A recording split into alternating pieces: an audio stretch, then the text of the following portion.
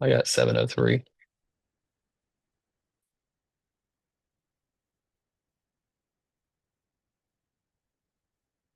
Just opening the room up.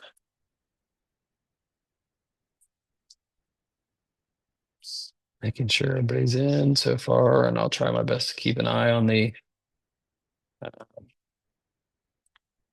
where is it? My little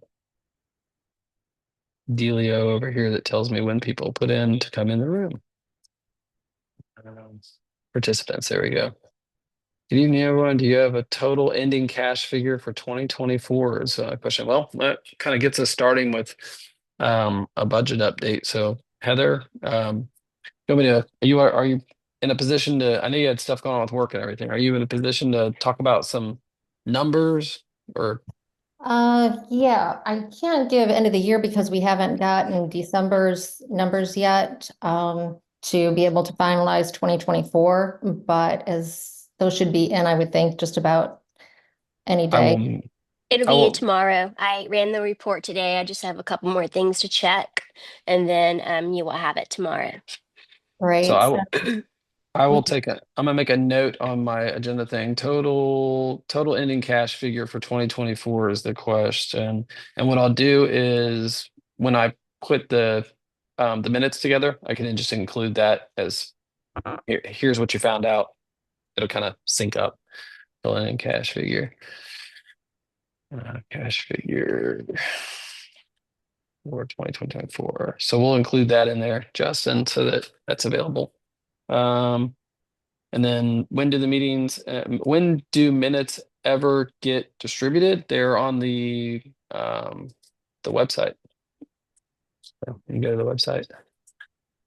Um, so there you go. So from there, what do you want to talk about as far as budget stuff, Heather?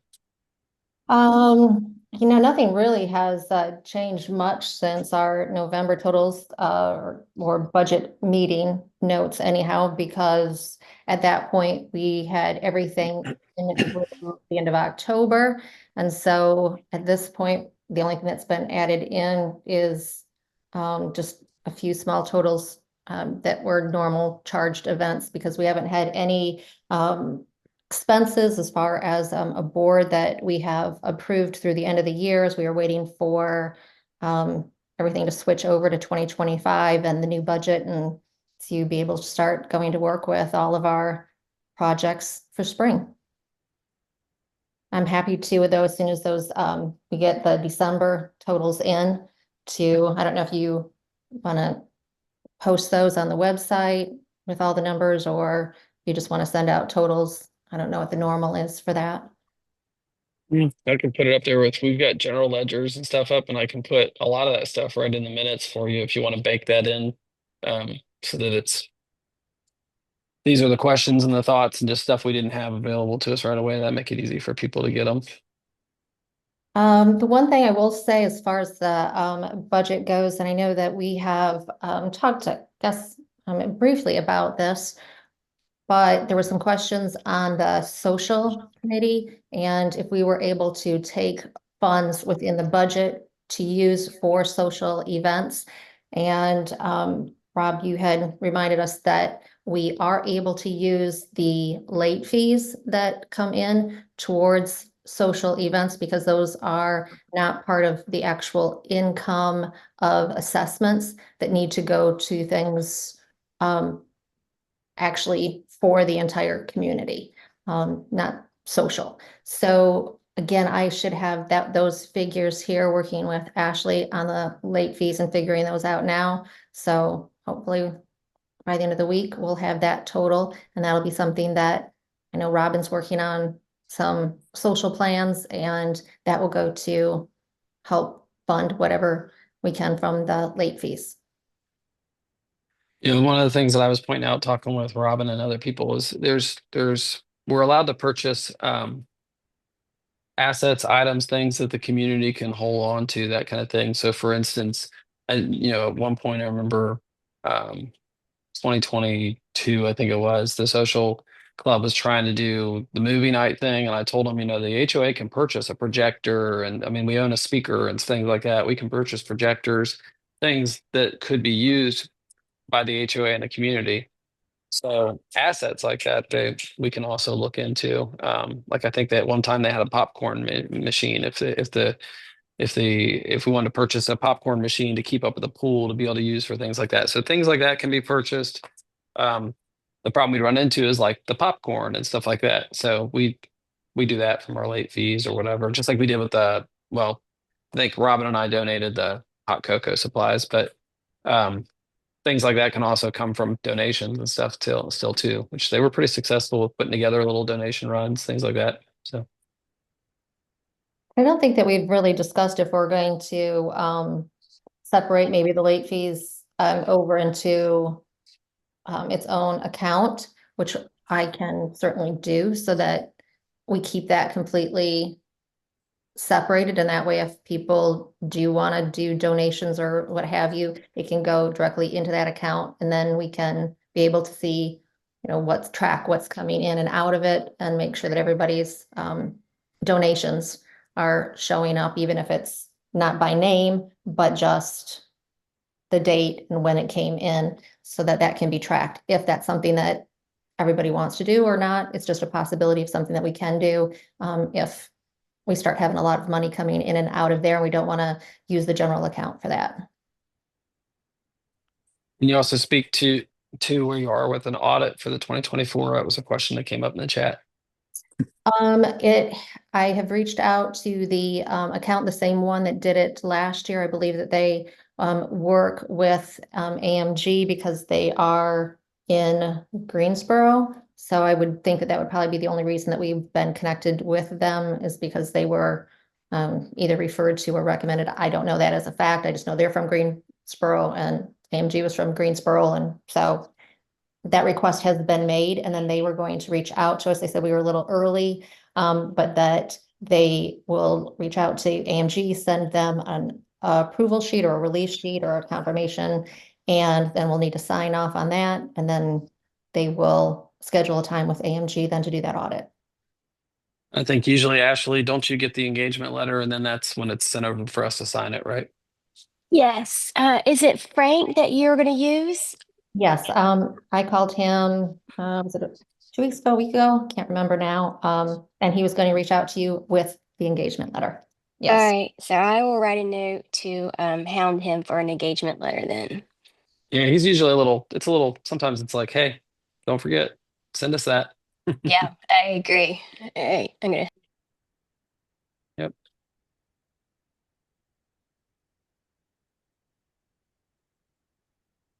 And David, I don't know, he's saying something he was asking about the minutes, but I posted up a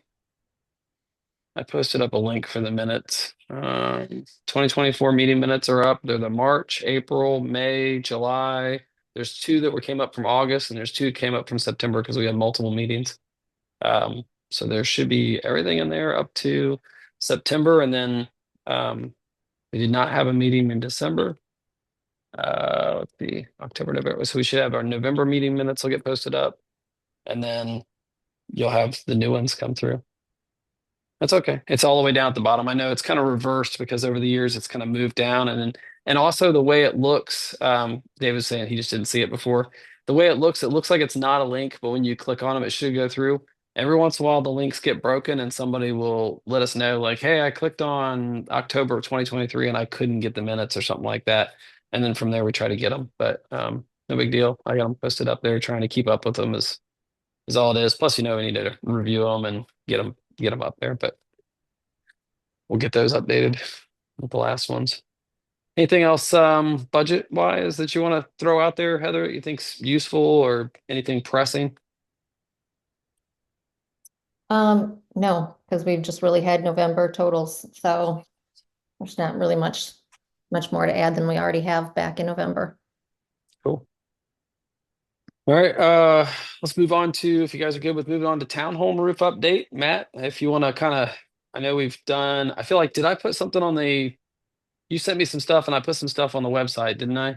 To kind of Yes. give people a little history, and then So I'll direct people to, where did I put that? Did I put it under news? I want to kind of send people to the right place. Yes, if you were to go under to the AmaglinHOA.org page and you go to the news section, scroll down, you'd see AG Townhome Roof Repairs Update. That is a pretty comprehensive timeline put together by Matt as to all the work that you've been doing up through January the 3rd. So your call if you want to kind of hit some hot points on that, point out some of the harder effort, because it looks really easy. It's like, oh yeah, you just did these things over time, but I know it's been a lot more than just um, checking off a few boxes. So you give Yes, a little. since the first week of October, we have been dealing with trying to get an insurance claim on 3 roofs. We actually tried for more than 3 roofs, but 3 roofs, 3 buildings is what we focused on that had wind damage from Helene. Insurance came out once, flew a drone, and took pictures, which was not super helpful.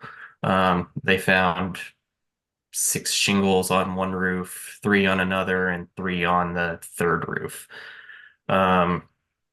We reached out to AmeriPro, who had somebody out there on roofs taking pictures, and went back and forth with insurance trying to get them out here to do another on-roof inspection, which happened on the 3rd. So we got the discovery from that, and we don't meet the deductible for the damage. They found slightly more than the drone video, which makes sense because they were actually on the roof this time. But it's not enough to cover the 3 buildings fully.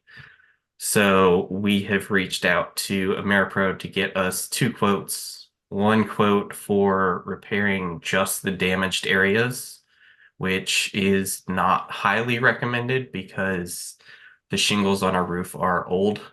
So in order to remove shingles, to put new shingles, it damages other shingles. And then another quote for full roof replacement for the 3 buildings. And I've looked at the reserve study.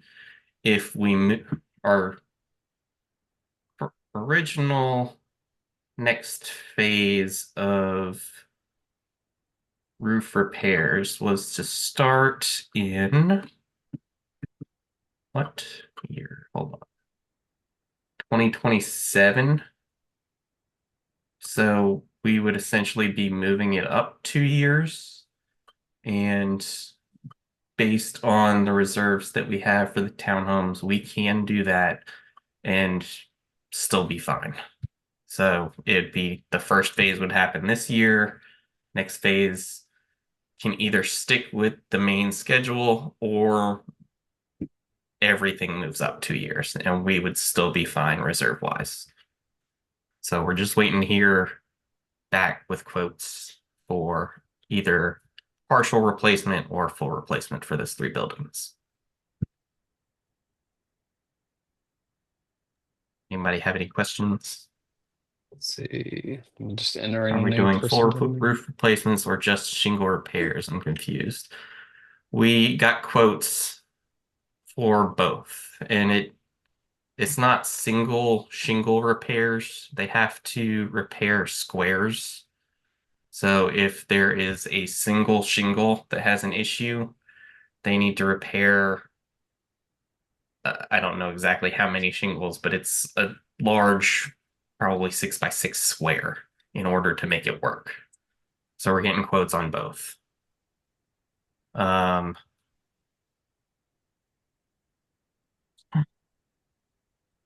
Yeah, AMG used to charge $205 for a one-off shingle repairs. One of the things that we found on the roof was what I had talked about with it's really difficult to repair single shingles.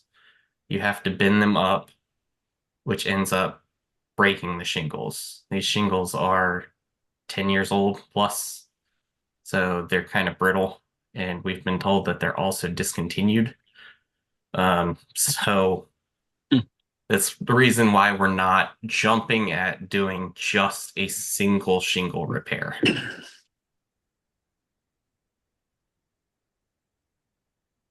Any other questions?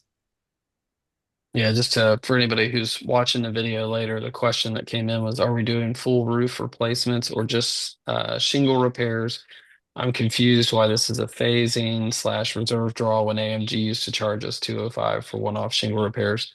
And that was the response that Matt was given. So um, Have, that's pretty have good. we, mentioned it, and I'm sorry, I had to still trying to finish up a few work things here with text coming in, but Yeah. have we gotten a price yet on the full roof replacement or not yet, Matt? No, I'm following up with AmeriPro tomorrow. They did not respond today. Okay, I did have another question. Was uh, with the insurance, did they mention anything about the roof leak that caused the damage, whether that is a covered expense, or is that something that that's going to be put on us? I didn't see in the report if they were um, directly relating that to the leak, Okay, but we can definitely submit it after the work is done. so we need to What start. we've seen so far, working with insurance is a slow process. So, um, So the process is we need to just start on the repair, and then after it's done and paid for, then send it to the insurance to see if it's covered. correct.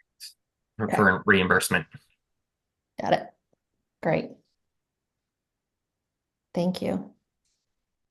Let's see, we got another question in there, but I guess I can throw this one out there real quickly. Talking about what's the board's plan for the 60K maturing from Edward Jones in February? I think that's still for us to discuss, and we'll talk with Edward Jones. We'll look at options for that. I mean, it's one of those things. We got a lot of balls juggling around up in the air, and we've got time on that. So I don't see any pressing on that. We'll circle back to it. So I'm going to I got the question, but I'm going to table any discussion on that for now. And then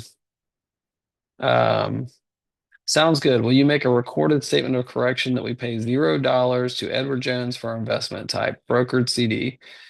Even upon maturity, there is a 0% reduction to our rates of return, which spread from 4.7 to 5.25. Does that sound right, Heather? Yes, that is correct.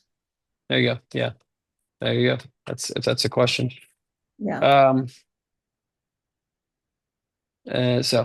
Moving on from there, let's see. So that takes us care of the town. Oh yeah.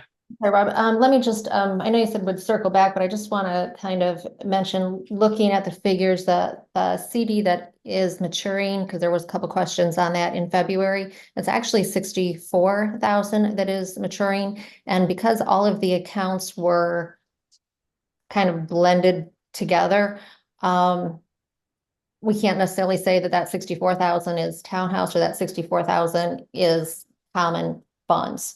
What we have to decide truly is what that money is going to be used towards, and then just taking the money that it's going towards and subtracting that from whether it's a townhouse expense or whether it's going to be a common area, which on our projected projects for the spring, we've got a lot of both that are going to be coming out of reserves, whether it's going to be the roof or whether it's going to be some of the other common area. I know we're coming up, going to be talking about pool furniture as well. If it comes from something that is common, it should be divided by whatever that expense necessarily is used for. We also have another 30,000 in an Edwards Jones savings account that is making very minimal let's just say not any verifiable, interest other than how it would be if it was in just a normal checking account. But that money is readily available at any time. We don't have to wait for it to mature to be able to pull it out. So if that helps. Okay. So cool. Let's I want to skip down here a little bit. I want to jump into these two items are kind of combined. So I'm going to start off with, so there's questions about a lot of one-off repairs. Obviously, that's been a little bit of a back and forth and everything. So we're using currently a mixture of a handyman service out of the neighborhood and a businessman here in the neighborhood, and we're using quotes that we get for other bids and things like that. So we're looking at, like, for instance, on the pressure washing, we had a quote from Carolina Pressure Wash, who's done pressure washing us in the past, and then we turn to our local service and say, hey, what would it cost? And then we can kind of compare the pricing.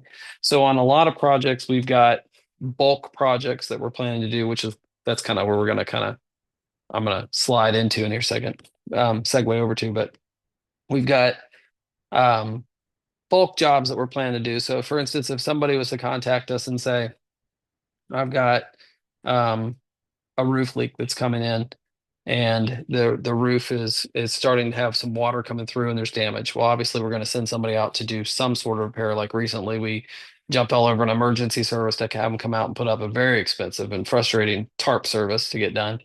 While we tried to work on those repairs. So one-off repair, there's definitive damage being done, no argument. And then the other side of it would be somebody who says, hey, my screen has been damaged by tree branches that are hitting the tree or hitting my windows. That's a common thing that's popped up over the years.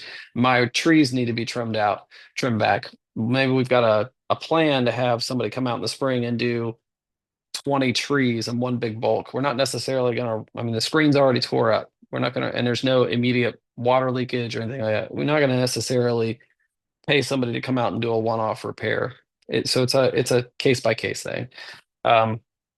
So with that said, I'd like to slide over to what we're going to be working on, and then I'll publish a list of planned repairs later. And I just want to kind of nail things down. So I know first and foremost, kind of the harder one to answer, drainage issues. So we had people submitting drainage issue requests to us, right? So what's have we got like a plan with that? Do you guys know where are we with that? I've kind of lost track and I apologize if I'm the biggest one out of the loop on it.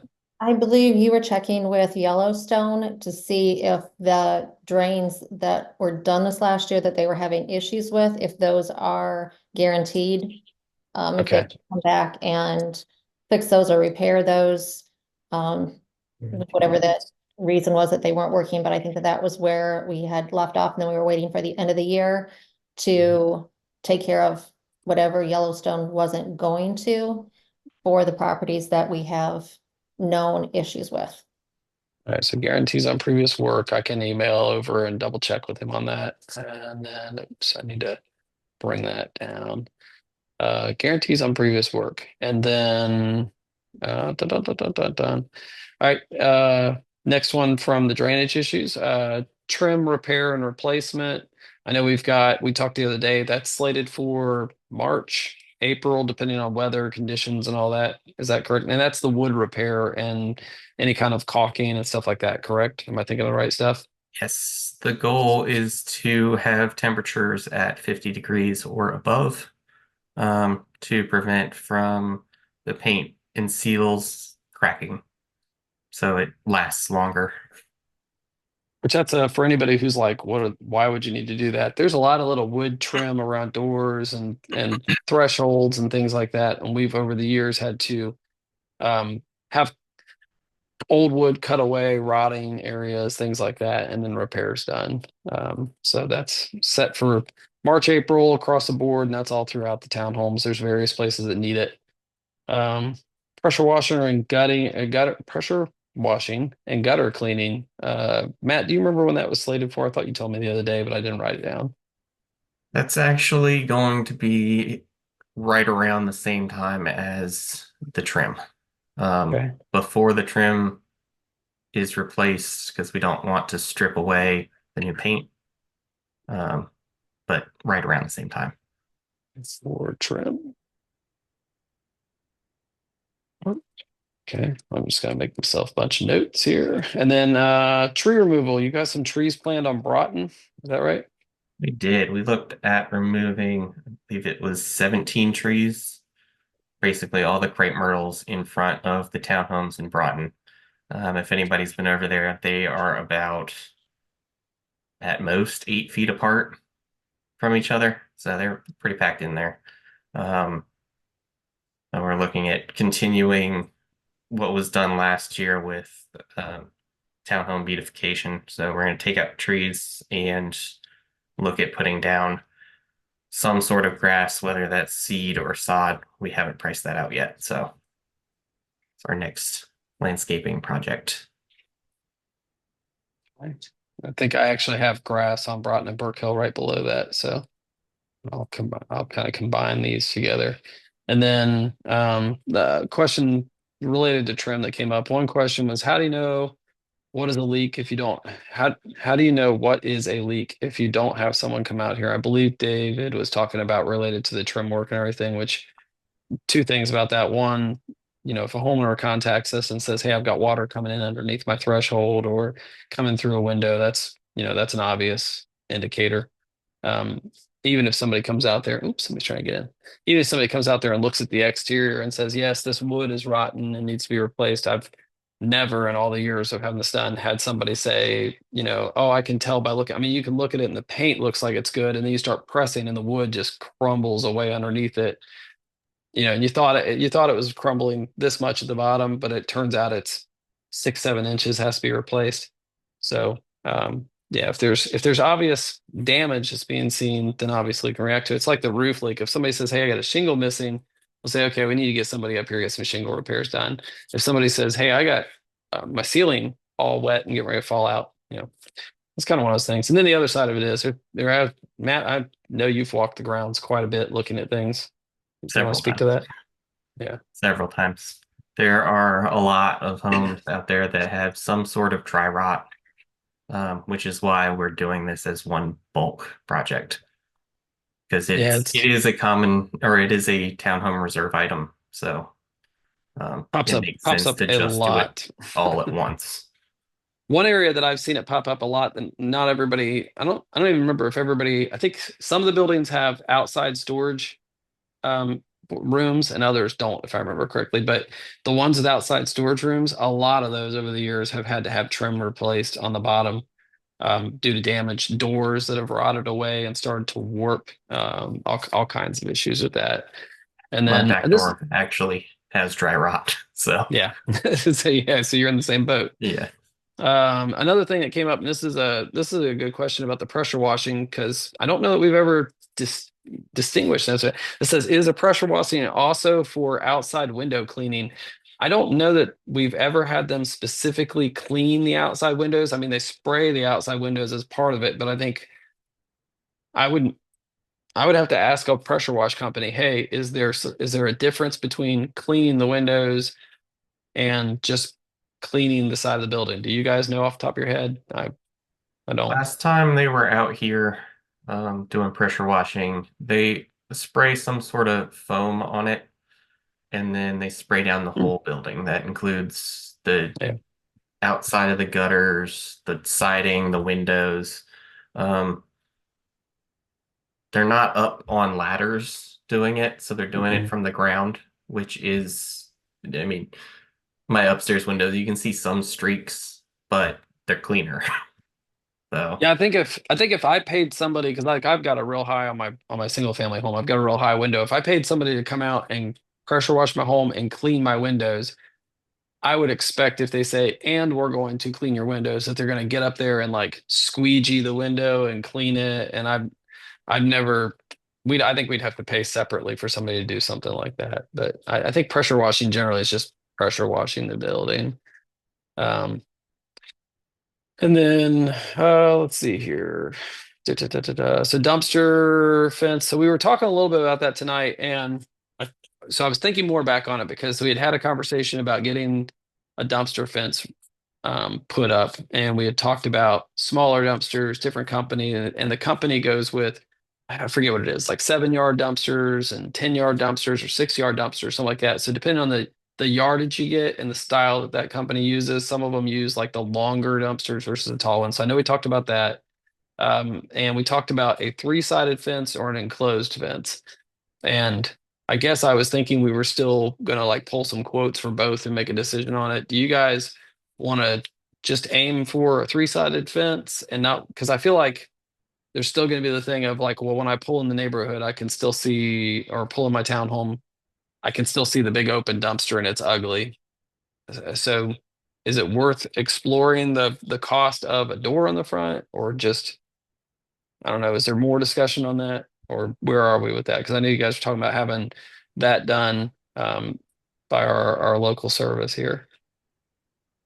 My thoughts with a door on the front is, I mean, the whole intent's kind of to make the dumpsters not really seen.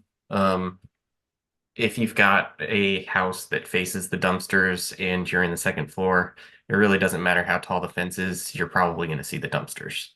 Um, so a gate, I don't think would be super beneficial. And I can actually see the dumpster companies charging us more because they'd have to like actually get out and open the Yeah. doors now, or somebody would have to go out there and make sure that the doors are open before the dumpster people come. So that's why, in my opinion, I don't think we should do a door, but somebody else has another thought. Well, and honestly, with you being over there, you have more of an opinion in my matter than, or in my mind than I do. So I'll kind of lean in your direction unless there's anybody that's kind of adamantly opposed on the board that wants to throw out a, but have you considered? Matt, I think when we were out there, we discussed foliage, like putting in trees to help provide some cover. But I forgot what we said about that idea. The tough Um, part with the trees was you have to pay to water them and everything. And I think That's is right. that the same thing you ran into? Yeah, that we've had that Yeah. yeah, before. Okay. we would either have to get irrigation out there or the um tree root sack, I think they call it, that it has to sit in. They come out and they fill it up several times. That's right. Uh, it was going to end up being very expensive. All right. Yeah. Also, to get trees of a decent size gets very expensive very quickly. So I think the fence is a good idea. I defer to Matt as well as, as far as having like a gate or something on the front. I think everything he said on that has definitely made sense to me. I think if we stick with a 10-foot fence instead of an 8-foot fence, that would make the dumpsters less visible for sure. Because I don't remember how tall the dumpsters are. It might be 7 feet. I think they're taller than I am. Yeah, they're tall. Yeah. So 10 foot would be a good size fence. Okay. And so there was a question that came up regarding architectural requests, and I know that at one point we were talking about, and this is specific to a townhome request. So the architectural request, if you have a single family home and you say, hey, I'm gonna go out and I'm gonna fix my wood trim on, let's use the wood trim because it's gonna directly correlate. I'm gonna fix the wood trim around my door. You don't need to do an architectural request to go out and fix your wood trim because you're just gonna go fix it. You do need to do an architectural request if you're gonna do something like that with a townhome. And the reason being, you say, hey, well, I'll just go out and fix these things myself. That's no problem. I mean, it's six of one, half a dozen of the other. You know, you're paying for it through your dues, or you're paying for it through your own personal, hey, I'm just going to go out here and fix this because I want it to look nice. And you might even like the work that you're going to do better. You may be like, hey, I've repaired so much wood trim and I've seen how it gets repaired by the handyman or the services you guys use. So I just want to do it myself and I know it'll look right. The only thing that we would need an architectural request for is so that we have an idea of um, so that we have an idea of what the repair plan is, just like anything else. The only reason for an architectural request on anything is, hey, I'm going to put a tree in my front yard. That sounds great. Put a tree in your front yard. I'm going to put the tree I chose to put is some exotic tree that has vines growing off of it and stinky flowers, and it's a mess and it looks terrible. Well, darn, I wish we would have made sure it was going to be a maple or something. So that's the only reason that you have for architectural requests in the first place. Can I replace my plastic shutters with wood shutters? Of course you can. Oh, we didn't ask you what color. You put purple ones up. So it's the same thing with the townhomes, because the townhomes are all right next to each other, and you want to make sure that the trim is going to be done right, the proper wood is going to be put in, it's going to be a repair, it's done right. Who's going to do the work? How long is it going to take you to do the work? Because you may say, hey, I'm going to go out and repair that trim myself. And then you go out to work on it with the best of intentions, life happens, and 3 months later, you've still got supplies and wood paint and chips and things are laying everywhere. And it's like, we didn't put an end date on when the work had to be done. So that's the reason for that. So that's why we said architectural repair. If there's somebody else on the board has a different opinion, but that's not actually something we've had a discussion about. But I'm just kind of going from experience there. So is there anybody else on the board has a different thought on that? Am I hitting the right thing or the wrong thing? I definitely agree with that. Okay. That's the thing. And to David's point, he says the wood is rotting. We're aware that the wood's rotting. That's why we're having the wood repair done. And how long is what process? How long is the architectural process? I've seen the architectural process go by in a couple days. If you send in an architectural request, I mean, to get on the front end of any architectural request that somebody sends, and this is true for anything. If you email, the first thing you do is if you email the board the architectural request, we'll see it right away. So email us the architectural request, include pictures, paint colors, as much information as hey, this is what I'm gonna do and this is what I need for whatever it is you're gonna do. And this applies to single family homes and townhomes. A lot of times we get a question of, do I need an architectural request for this? And a lot of times the answer is no. But if you ask or get one anyways, nobody can really say anything because it got approved. So you're good. So architectural requests are easy. Include as much information as you think will make it streamlined through. That way, as soon as you email it in, we look at it. The board says, I don't have any issue with it. The only time we're going to make a big conversation out of it is if anybody on the board is like, I don't know. And then it's going to become more of a discussion. But if everybody on the board goes, yeah, it looks fine, then you'll get your reply back right away. And then we'll just send it over to Ashley and say, hey, this was approved. So that's the easiest way to get it done, the fastest way. And that's good for anybody who has an architectural request. I remember years ago, somebody in the community pointed out the problem with an architectural request process is it stifles creativity. And he basically, what he was saying was, I don't want to get up on a Saturday morning. My wife starts talking about a project idea and I go, you know what? Let's go to Home Depot and get this stuff and we'll do it. Like, I'm in the zone. I want to do it. And then you realize like, I got to get an architectural request and I can't get it approved. I have never served with a board who makes you wait until Monday morning because we're not willing to look at it on a Saturday. Like, we make every single board that has ever served this neighborhood has been accessible.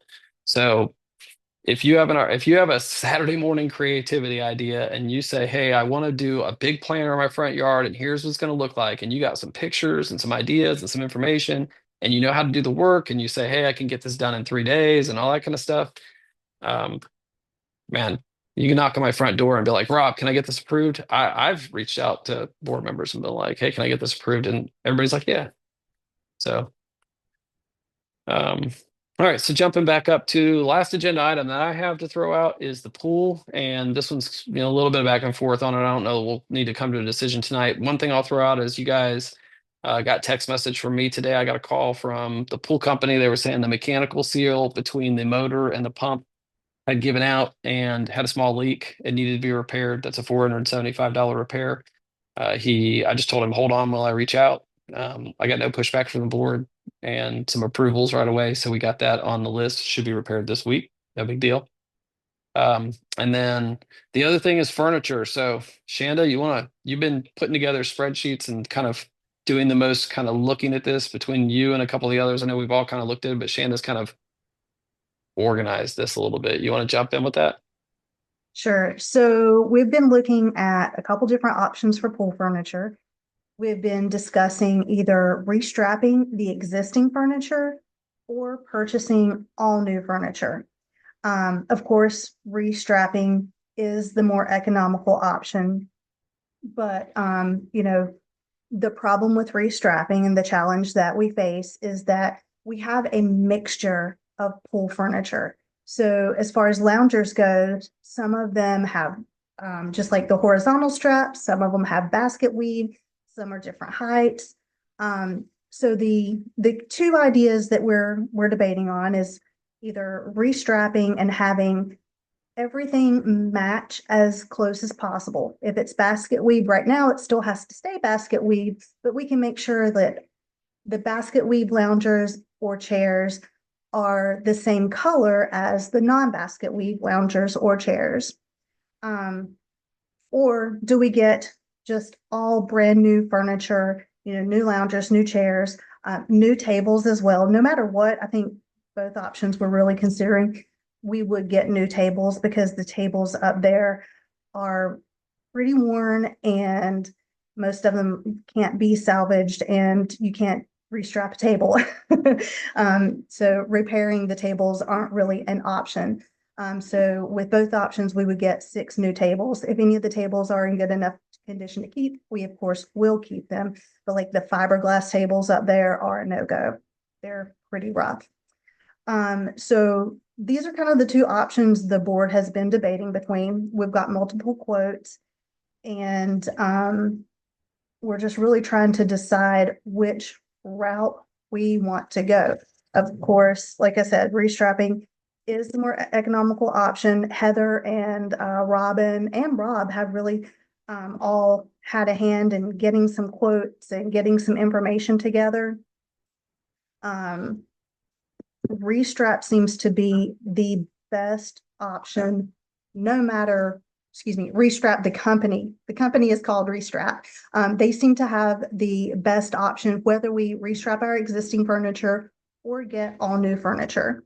They're a company that actually restraps for our pool company, from what I understand. So, instead of having that third-party markup, we're going straight to the source to get the work done. So that saves us quite a bit of money as a neighborhood, like around $5,000 between going straight to the company that's doing it versus going through our pool company.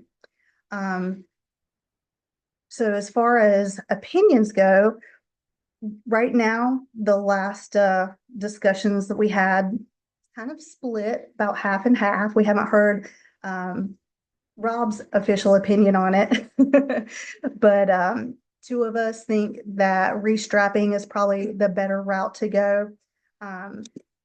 Restrapping is, like I said, the more economical option. We would keep the existing furniture and that would come in at around $13,500 for the cost of having that done. Whereas if we got all new furniture, and just a quick side note, the restrapping of the existing furniture, that's going to be about 85 lounge chairs and 37 like actual chairs. And then if we purchased all new furniture, the quote that we received from Restrap, the company, was for 75 loungers and 30 chairs. And that quote came in at $33,500. So my personal opinion is that we go with the restrapping option. Like I said, it is the more economical option. No matter which route we go with, the average life of the straps on the chairs is 5 to 10 years. So, whether we get brand new furniture or get the existing furniture restrapped, this does have to be done again in 5 to 10 years, depending on wear and tear on the furniture. So I want to kind of open this up. Oh, and just a quick note, I apologize. When I mentioned the restrapping option, I did forget to add in the tables. So once we factor in the tables, the restrapping with new tables brings us in at 16,700 versus new everything brings us in at 33,500. The board had budgeted 25,000 for next year for this. This would come from the general fund, since this is something that the entire neighborhood uses. That's like I say, coming from the general fund, since it is a feature for that. Let's see. Justin mentioned, what did Justin just say? You said 33.5. Yes, Justin, that is $33,500. And that is for 75 loungers and 30 new chairs and 6 new tables. My idea, if the board decides to, go with all new furniture, we could talk to the restrap company and talk to them about scaling that quote back. My concern about scaling a quote back to get less furniture than, significantly less furniture than what we have right now is I don't want us to end up in a situation where on a busy summer day, everybody's at the pool and there's not enough seating. So that's another reason that I'm a fan of the restrapping option. So at that point, I guess at this point, I'll open it up to take questions and comments from everybody else on the board, because this is something that we are definitely still discussing and trying to come to a decision on. Let me ask a throw in here real quick. I want to make sure I got the numbers right. So 80 on the restrapping, the old, we're talking 85 lounge chairs, 37 sitting chairs, like around the tables, that kind of thing. And then Yep. that includes 6 new tables, Correct. and that's the 13,500. No, that's 16.7. 16.7, because I knew you had said there was a change up because of the tables. I'm sorry, So that would be 16. 18.7. If we're going with the tables for a restrap, I just want to make sure that you've got the correct figures there, because the tables were like 5,000. With the I showed the tables as being 527 each, which brings it to like a little over 3,000. 3162, and then that if you're comparing it to the new, it also had the umbrella bases, the commercial grade, which right now we don't have commercial grade. So that was 804. And then if we wanted to save our current umbrellas, they didn't have the little hooks to secure into the commercial bases. So just if you want to compare, even to even, otherwise then just subtract that additional 2,000 off of the 33,000 quote. And then there's also your tax and delivery fee. So new furniture, the numbers that you discussed was 28,000. And then if you wanted to add in the tables with the bases, then that was the 33.5.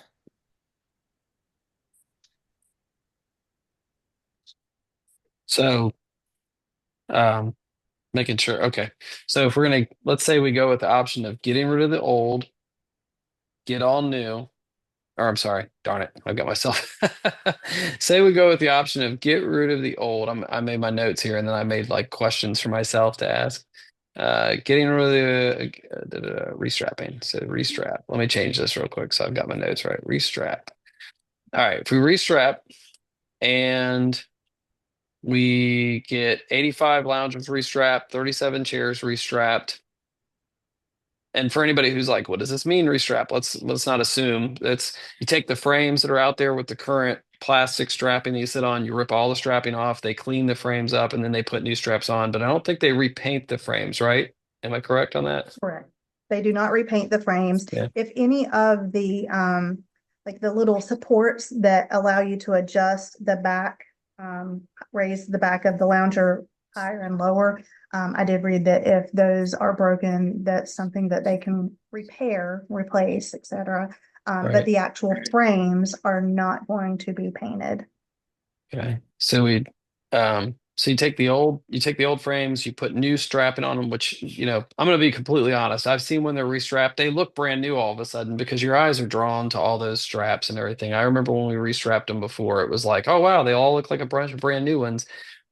The discerning eye would start to notice like, oh, well, this is a different frame slightly from that frame.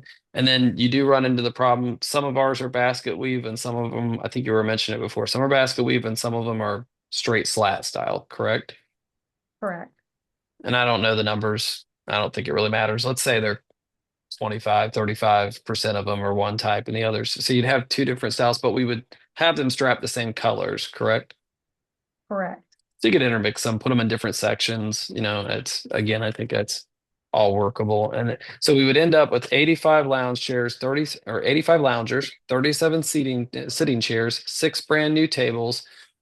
Should we go ahead and just say umbrellas? And I think if you're gonna get new tables, you probably should just go ahead and get the commercial grade umbrellas and the commercial grade bases.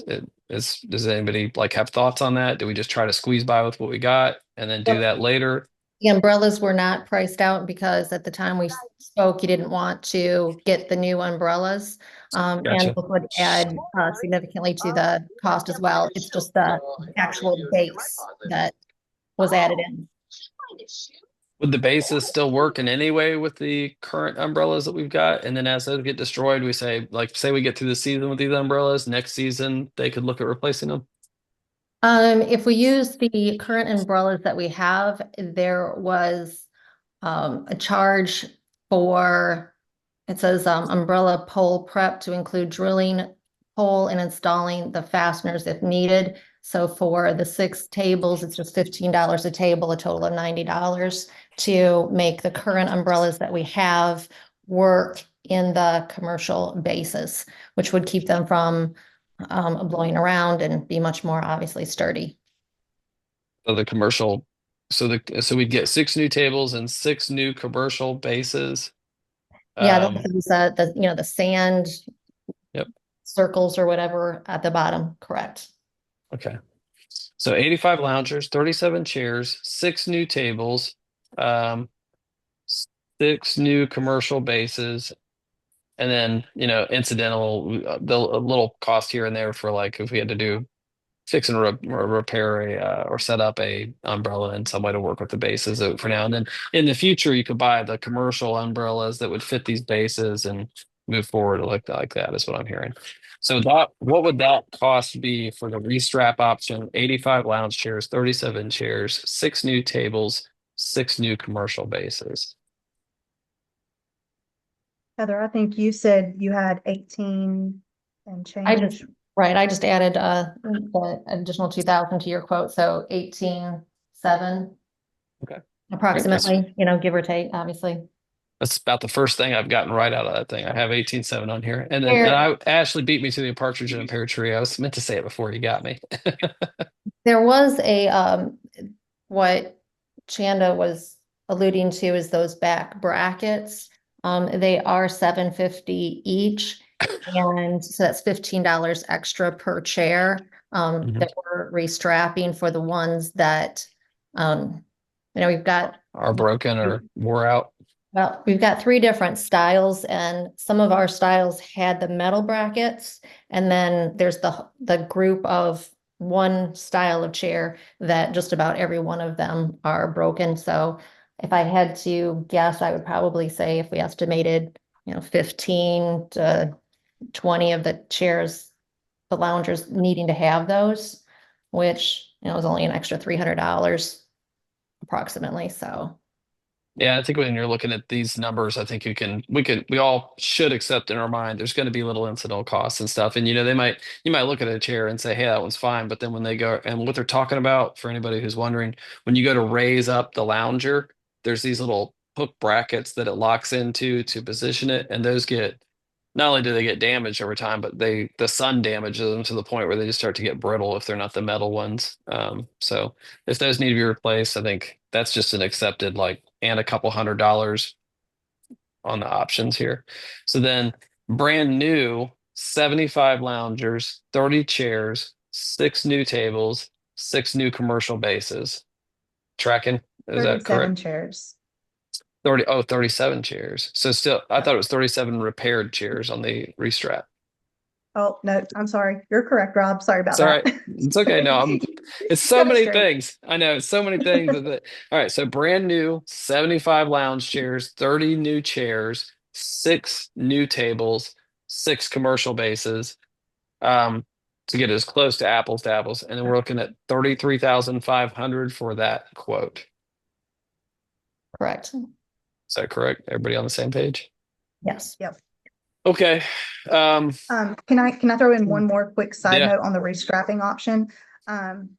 I do advocate if we go with the restrapping option, if we have any chairs or loungers that are in extremely poor condition, like they're rusting or a leg on the chair is bent, like any that are just, not worth keeping, we shouldn't keep them. And we should recycle them or dispose of them however we see fit. But, that could also change the quote once they get started doing the actual work. So old, worn, beyond repair, we'd probably get disposed of. And that's something else I need to put in here too, is that on top of, say we go with the new option, we then have to figure out some way to dispose of the new chair or the old chairs, which I will. So I didn't weigh in too much on this. My best guess on this from like when we got all the stuff we got, I think we gave like $500 for all the stuff we got because the people when we went to get it, they were like, we've just been trying to get rid of this stuff. And they were super glad that we gave them any money for it at all. I'm bet looking back on it, I bet if we'd just been like, I give you $100, they'd have probably done it. So I feel like, you know, we might go through a lot of options to get rid of it. That's something to consider. We have to get rid of the old stuff. So I just want to make sure we put everything in here for our discussion. Get rid of old, one way or another. It might be people in the neighborhood say, "Hey, I'll come get it." A neighborhood nearby might want it. We might take it to a scrapper and load it up on some trailers, but something to consider. Um, all right, so new 33.5, restrap 18,007. 85. Okay. Here's a question I have because it's been a while since I've been up there. Has anybody, and if there's anybody out there in TV land right now, has anybody been to the pool in the last year or so enough to have a good feel of what a busy day looks like at the pool? And that may be you, Shanda. Have you been up there? So I did go to the pool a few times this summer, although I tried to time my visits when it was not very busy. I knew you were going to say that. I know in the past, though, I have been up there when it was extremely busy. This was probably somewhere between 3 and 5 years. COVID affected everybody's memory. Mhm. So, I do know that on extremely hot Saturdays, Sundays, like the pool can definitely get busy. But as far as saying that we've run out of furniture, I can't attest to that. I just want to make sure we don't get into that situation. Thinking of cruises I've been on and, trying to reserve a lounge chair is, like a fight to the death sometimes. And, I want to make sure everybody is enjoying their time at the pool and it's as stress-free as possible. Anybody got any input on it that's like been there on a busy day? I did go up this past year for the social committee's pool party day, and that was pretty packed. But I still think there were a few chairs open. I don't think they were completely filled out. I think we ended up snagging one lounger to put our stuff on, but we also don't sit in chairs. So Yeah. I feel like the chairs end up being those things that sit around the tables, which and one thing let me throw out too, total side caveat. I know Heather, you've said several times about the sand chairs. Those were the ones that people kept putting in the pool that damaged the pool surface because people think that they're a good idea to put a chair in the water and sit in the kiddie pool. And they don't realize they're damaging the plaster. So if I remember correctly, they were going to pull those because they really weren't built for that kind of a sitting area anyways. They they may be in the shed. They may have scrapped them. I don't know. I'd have to look. I would be all for if they shredded them up into pieces and scrapped them, I'd be like that was a good plan. But that kind of answers the mystery of the what happened to the sand chairs. Um, total caveat. So I think personally, what I've not heard and what I don't know is how many chairs and loungers do we really need? Like before I would want to throw a vote into this thing, I'd want to make sure that we weren't voting to buy 75 loungers or repair 75 loungers when we really, could operate with 60. And cost wise, it may not make a huge difference. And I don't know. What do you guys, what are your thoughts? I mean, we've kind of somewhat text back and forth about it and had some conversations. There's been no real discussion. And I think I think it's good for people in the community to hear this portion of the conversation, which might kind of help us make a decision. I know we've got to make a decision relatively soon too. Is there a push timeline on this? Does anybody know? Heather, what's your feedback on that, Ben? Um, if we were going to order furniture, it's going to take approximately 3 months to get in. So we would probably have to make that decision by, let's say, the end of January, middle of February. If we are restrapping, then they said that they could have a turnaround time between 2 and 3 weeks. So that's about approximate time frame that we're looking at. I think they said that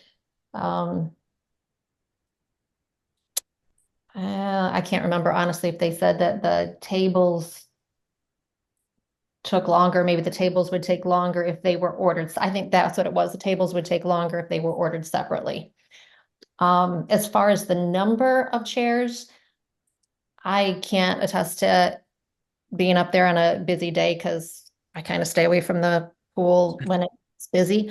But in respect to Chanda's opinion that she doesn't want to get rid of any of them, I'm also not a real fan of, having every piece of concrete cluttered with something.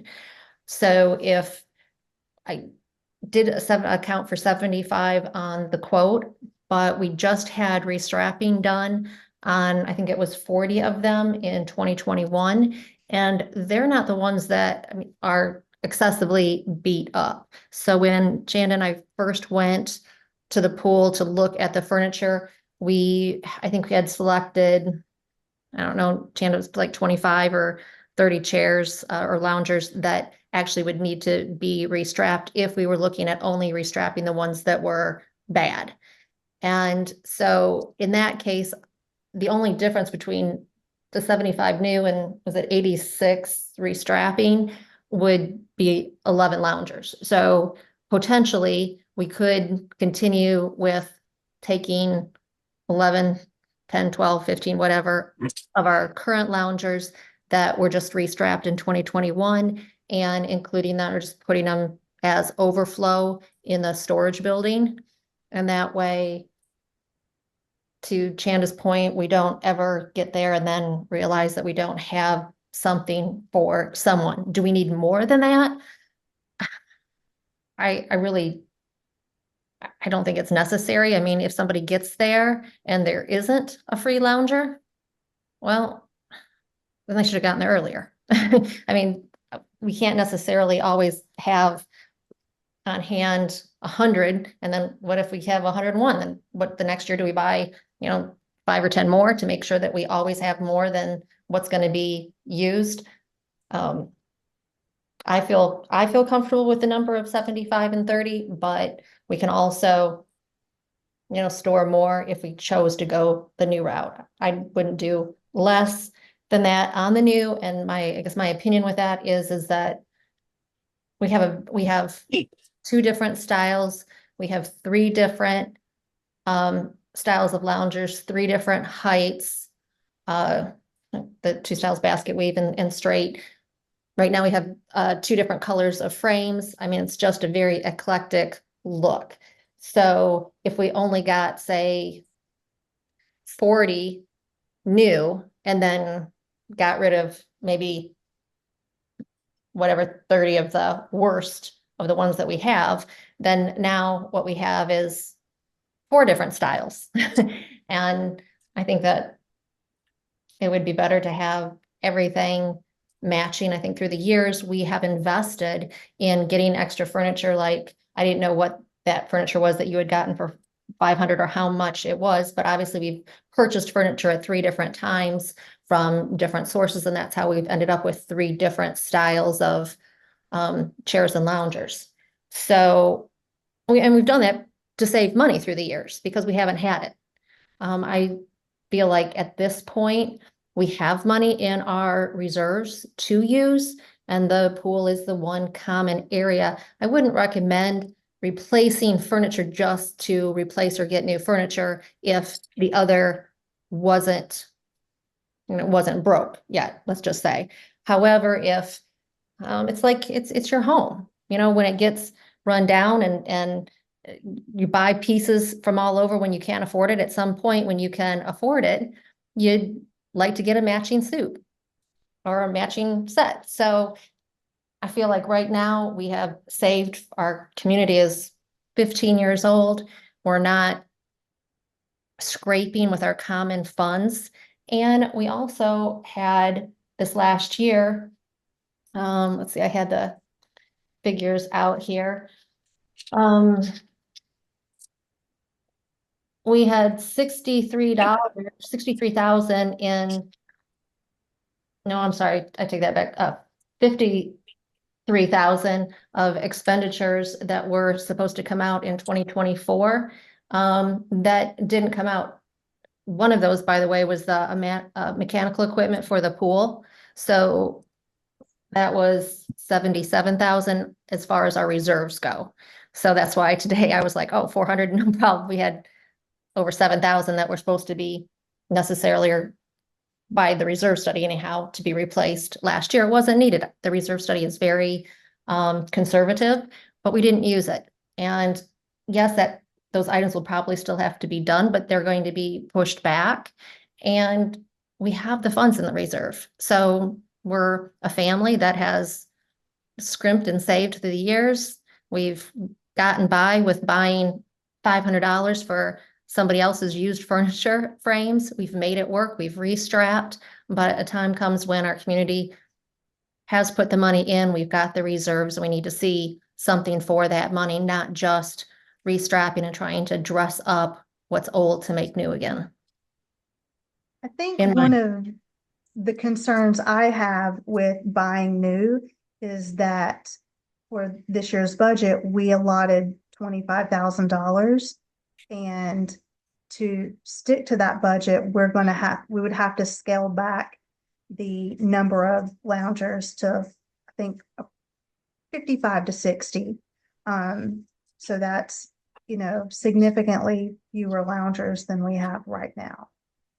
Well, so from a budget perspective, we should be looking at this as a reserve expense. So it's not necessarily from our operating budget. Am I correct on that? Yes, Yeah. the 25,000 that you had, we had budgeted, and I should clarify that because I think at one time we had put it in the budget and then we had taken it out, but Rob had mentioned several months ago that, that should be a reserve item. So it was budgeted to be pulled out of the reserves, if that makes sense to it. Gotcha.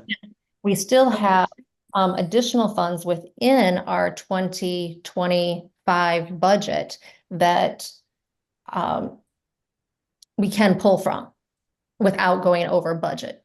So I can't necessarily say, well, we can take, 5,000 out of the landscaping. That's not what I mean. But as you know, we've all worked on the budget and we've made sure that we factored in enough costs to be able to cover the unexpected. And looking at the numbers, I believe that we have that difference in there to be able to cover, or it's also in the reserve. I feel very confident. I wouldn't have any problem taking 30,000 out of the reserve because we have it there. And there's a lot of things that we haven't spent. And just to give you an example of that, there is the clubhouse. The clubhouse several years out, don't have it handy here right in front of me as I'm trying to look, but the bathrooms were up for, there it is. It is in 2033. So 8 years from now, we have a renovation of the bathrooms for 21,000 and change. This year, we're doing the bathroom renovation and it's going to be a few $1,000s to do a complete renovation basically, I mean, we're not obviously getting new granite countertops in the bathroom or anything like that, but we're looking at redoing the floors, possibly repainting, taking care of the doors, finishing everything that is rusted or old. And so for that, there's 20, well, let's just say 15,000 as far as the difference goes. And yes, that's 8 years down the road, but just like the roofing, sometimes you take something a little sooner, but we're definitely not going to be using 21,000 in 8 years to renovate the bathrooms. So that's where I'm saying, and that's a pool expense. So that's where I feel justified in being able to say, we've got the money in reserves. So just want to chime in on the reserves real quick. We allotted $28,000 for pool furniture, but to a point that Shonda made earlier, the useful life of the restrapping is 5 years. The useful life that they use in the reserve study is 12.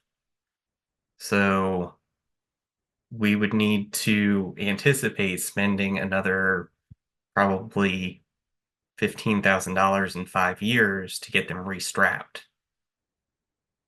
which then turns a $33,000 purchase over 12 years into 40 something, almost 50 grand. That's a big difference. Okay. This is Robin. I don't even, I stopped going to the pool a couple years ago for my own reasons. But I've been in this community about 11 years, and just take away, we have the numbers, right? It's always saving money is a great thing, but at some point, no matter what it is in this neighborhood, excuse me, we have to decide when we want to make an investment in the community. Because as Heather said, the pool area is the only amenity in the neighborhood.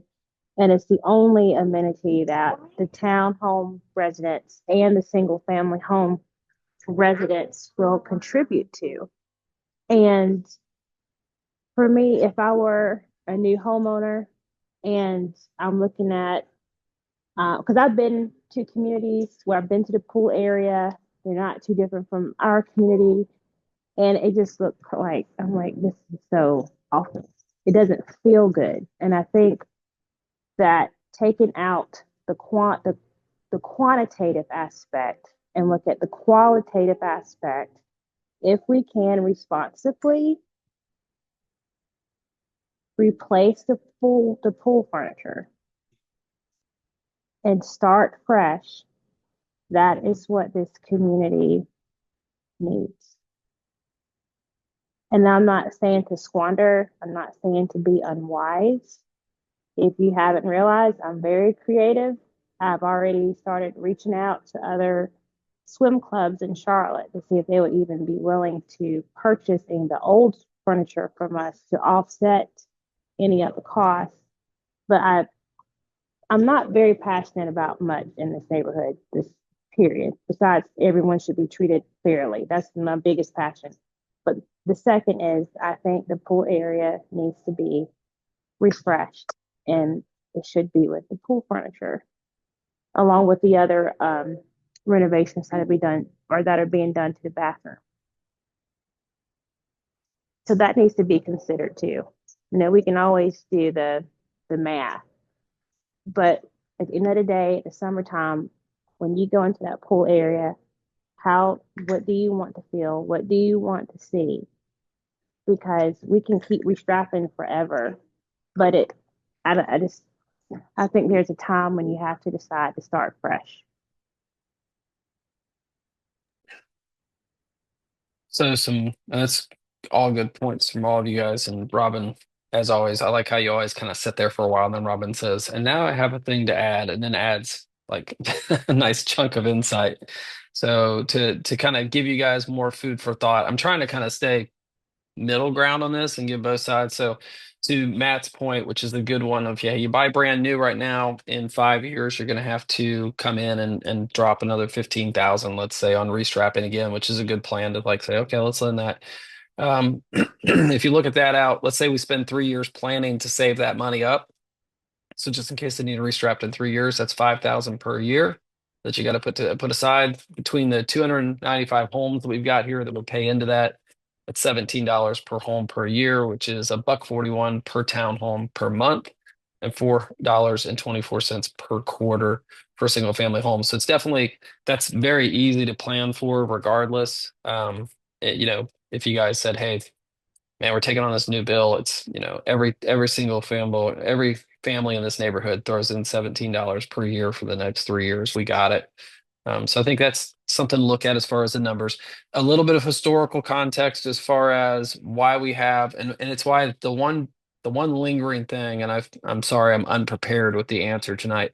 The one lingering thing is when we went to do the restrap what was that, whenever it was, 2021, is that right? Or is it 2020, 2021? What was that when we did that, Heather? 2021. When we went to do the restrap, the question that we had at the time was, how many of these do we really need to do? Of course, money was always an issue. I got something buzzing around. So we decided to restrap the ones we did because it was a bulk of them. We'd set them aside, and then we actually stacked. And many people remember for a long time there were a bunch of loungers that were just stacked off to the side. The plan was to get rid of them, and then we just never did. We didn't put them out for a long time, and I'm wondering, did those eventually, because they were old and worn, did those ever actually get put out? Were they regularly used? Did people kind of shy away from those and go towards the newer ones? Because usually we would only we'd have the pool company put the new ones out, and they've kind of gotten restacked together. So I would I think what I would urge the board is to chew on everything, and if there's some more final thoughts, I think it's a good idea to throw them out. Chew on everything that we've got tonight as far as info. And then the one key piece that I think we're missing is talking with some neighbors who use the pool enough to say, we never put all those other ones out. They were stacked in the corner looking ugly. We had 40 out, or no, we had every single one we could put out, and there was never enough room. Or I could think of twice, because honestly, if you told me twice per year the pool gets so crowded that we need 70, 80, 85 loungers, 37 chairs. I could see the chairs and the tables. I always felt like we needed another table or two. But the times that I've been up to the pool, my daughter goes up a lot, so I've gone up there. It always seems like there's a ton of loungers around. So if somebody told me twice per year it gets pretty busy and you need 85 loungers, but the rest of the time you need 50, I would be like, hey, could we consider buying 50 loungers or something like that? And now if you told me like, hey, we regularly need that many, but I kind of need feedback personally from somebody who regularly visits the pool or somebody's. So I don't think I would call for a vote tonight on this tonight. I think maybe a little more discussion if anybody's got some more thoughts you want to throw out, or if I spark something in your brain, you're like, ooh, I got a point too. Now And that then, you mention it, I yeah. have noticed a stack out there a couple times. That's the old ones. That's the old ones. Yeah. I don't think they're getting put out. I think we're running off of the 40 or so loungers that were restrapped. So, and then we might talk to somebody that says, nah, we put all of them out. And on busy days, people were going over that stack and pulling 20 of them out. But it would be prudent, I think, for us to get a little more feedback, because I would feel silly if we bought 75 brand new loungers or restrapped 85 loungers and we like covered the deck to the point where we're like, oh my gosh, this is an abomination. And then nobody ever sat in them. And then the very next thing we hear is, why did you guys waste so much money on so many lounge chairs? They never get used. So unless somebody's got like now Rob, I can tell you, and wants to call for a vote tonight on it. I mean, I would abstain from a vote this evening on it. I need that last piece of information. I would say we should put a deadline on this of Friday, where we ad hoc the vote and we include it in our minutes, if the board's okay with that. And then still, if there's more to chew on right here tonight or over the next few days, what do you guys think of that? I have just one thing to add. that your point was, as far as the new furniture, it's not going, we're still obviously going to have to restrap whether we got new or did the restrap. But whether it's another 5 years when we do the restrap that we have to end up purchasing new furniture, this isn't, if we don't purchase new furniture now, that we're not going to have that same expense 5 years from now or whenever that is. It's just the price of that new furniture is going to be that much more because the cost is only going up. So if anything, yeah, we'll get it 5 years later. It's going to cost 5 years more of inflation. And yes, it's still going to need to be replaced 20 years down the road, as opposed to replacing it again 25 years down the road. That's all we're looking at. As far as the number of chairs go, I honestly wouldn't care if we got 50 new loungers. My only request would be whatever that number ends up being. I don't want to keep any of the old. That's what makes it so eclectic when you go down there, and junky if you've got all these different, again, styles and looks. If we make a purchase, then we decide, hey, we need to get another 10 or order another 15, that's always an option. We have the waiting time of having to order them and get them in.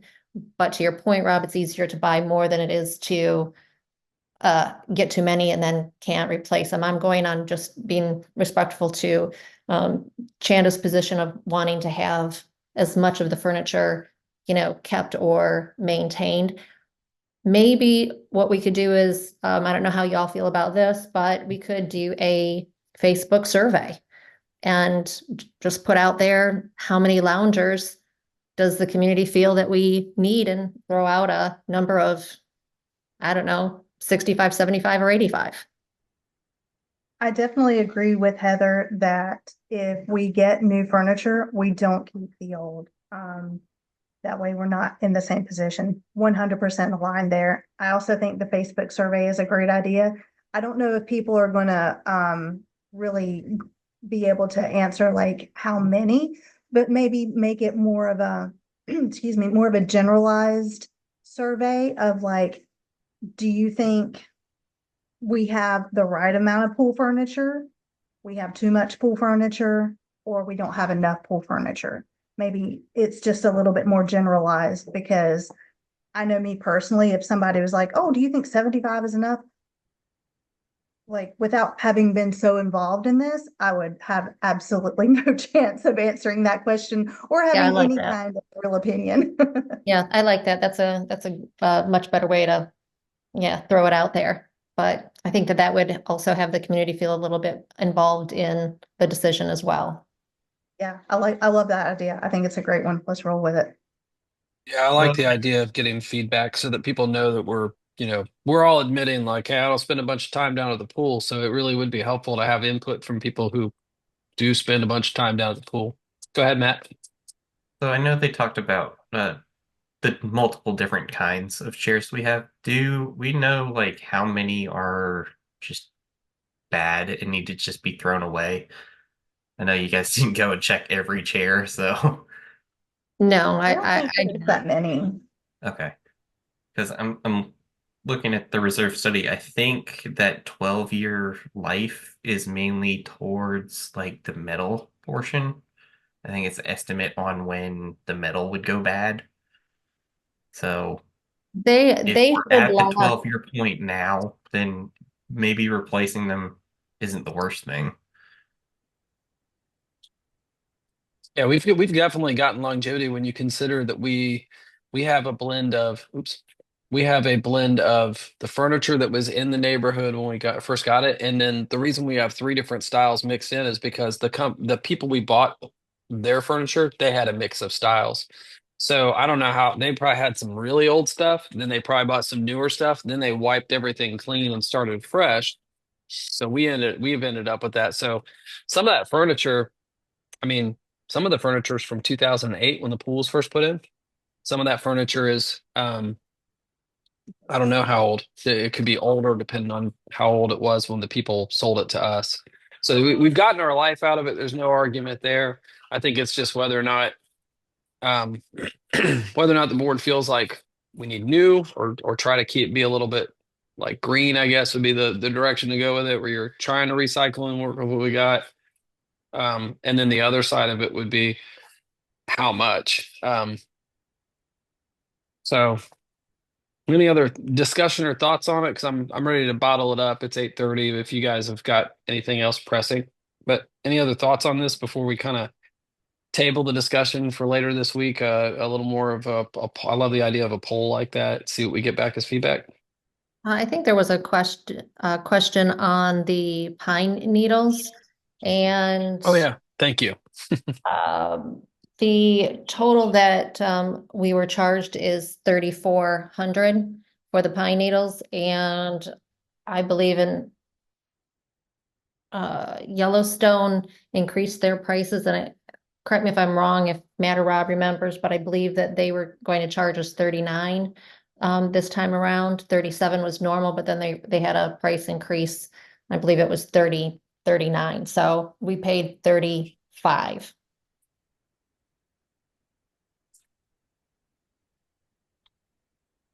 Yeah, there was a savings. That was I was only on the outside of that, and the question that was, and it was I'll face the question head on. It's a good question. When the board switched over last year from US Lawns to a company called Yellowstone that I had never heard of, and we had pulled so many different companies over time. I was like, who is Yellowstone and where'd they come from? And the very accusatory, the question that was asked is, who is Yellowstone? Where the heck did they come from? Why did we get rid of US Lawns? Is this somebody like a friend of the boards or something? It was an accusatory question because it was meant to be. It was meant to like give us some answers. There was no, hey, we're looking at bringing in a new company or anything. So we were very like, hey, what's up with that?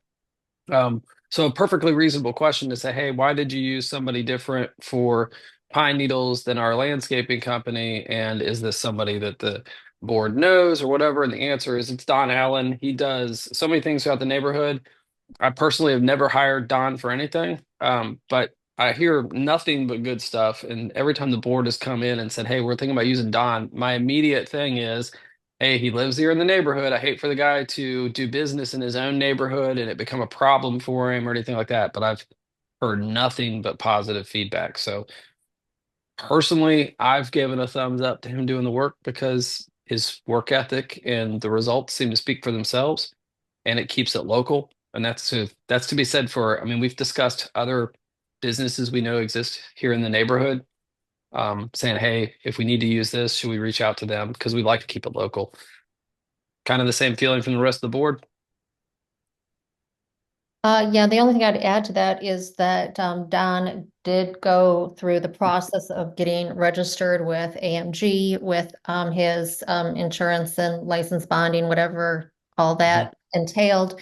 And so, and he also has put quotes in with everything. We didn't just use him because he was in the neighborhood, but he also wanted to offer us a good price because he is in the neighborhood and he's not having to travel to a destination to do the work since he is right here. The pine needles were an addition onto the Yellowstone contract. It wasn't something we were taking away from Yellowstone because it's not part of Yellowstone's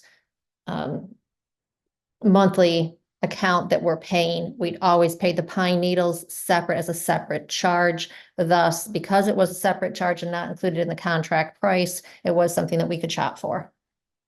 Trying to save money where we can, and that was an area that saved us a few $100s. Also, I'd like to add that I think it's always good to invest in the neighborhood when you're aware that a neighbor has a great business. I have joked with Don DJ that the neighborhood should be called DJ Glenn because I've been on walks and he's been at one house to another. But his business is not the only business, excuse me, that this board has, suggested for, various projects. So there's no favoritism. It's hey, we have a neighbor who does great service. There are testimonies throughout the entire neighborhood. Why should we not invest in our own? And so I just wanted to add that tidbit too. Yeah, no, and David, that's why I was owning David had popped on here. He said, I have no issue with investing in neighborhood. I was personally accused of dealing with a friend. It was less of a personal towards you at the time. It was just a question. It was an accusation to the entire board of like, hey, did you guys just hire your buddy or something like that? And I own that. I thought it was a reasonable question at the time, and I think your question is prudent and reasonable now. And I think the good side of it is one of the things that I considered to that end when we were talking about it was Don seems to be so one, I don't personally have a connection with him other than I mean I've talked with Don. I was there when he lost his son, things like that. But I don't have a personal connection with Don. But and nor have I hired him. He seems to be pretty universally recommended throughout the neighborhood, so I felt comfortable with it. But it was a reason. Your question is reasonable, and definitely one I considered myself. And I was like, I don't want to just hire somebody from the neighborhood, and it looks like we're playing favorites, but we don't have people beating down the door. Now, I would say if two people came to us from the neighborhood and said, "Hey, I also have businesses that do similar work," we would have to consider, them along with it. And I think the board's open to that. I see it's a business decision. So, but yeah, no hard feelings on your question. I think it was reasonable, and I wanted to address it openly. So if nobody else on the board's got anything else, you guys, you so much work you guys have done over the last couple months, coming through Christmas and the holidays. And, Heather, I think, has put more hours into the homeowners association than she has into her own work at times. And not to say that you're slacking on your own work. I just don't think you're making as much money as you probably would if you put in the effort because you've given up so much of your time. So I want to acknowledge that, and the same for everybody else on the board. I know Shanda's juggling a lot right now. Nat, I don't know how you do all the things, but every time there's a question of, hey, can somebody meet somebody at the pool? Hey, somebody do this. Can you do that? Matt's usually jumping in and saying, hey, I'll be down there in 10 minutes. And then Robin, always popping in, and the two events that you helped do real quickly, throwing together, getting things sorted out with the Christmas parade, jumping in with the hot cocoa and setting up the station down there, and then doing it again on January 1st. I very much appreciate it. I know we've been talking about some other stuff in the near future. So I very much appreciate all of you guys. You guys do so much. I see it all, and I just want to express it to the neighborhood. You don't see the behind the scenes they're doing. So I very much appreciate this board. I appreciate the work you guys do. If there's nothing else, I'll go ahead and adjourn. Anything else from anybody else before I call for an adjournment? Thank you so much, Rob. I really appreciate that. And yeah, there was one other quick note as I was just looking down at my conversations. The paint and the work at the clubhouse are anticipated or estimated to be completed by April 15th, both the painting and the clubhouse. So that's Awesome. depending on obviously weather related, but not knowing when the pool was gonna open. I wanted to have everything done by May 1st and never want to run too close to the deadline. So we have set a soft finish date of April 15th. Awesome. Thank you. Yeah, I put bathroom repairs on the schedule on my notes, and I've added April 15th. So, all right. Robin, anything from you before we call it for the night?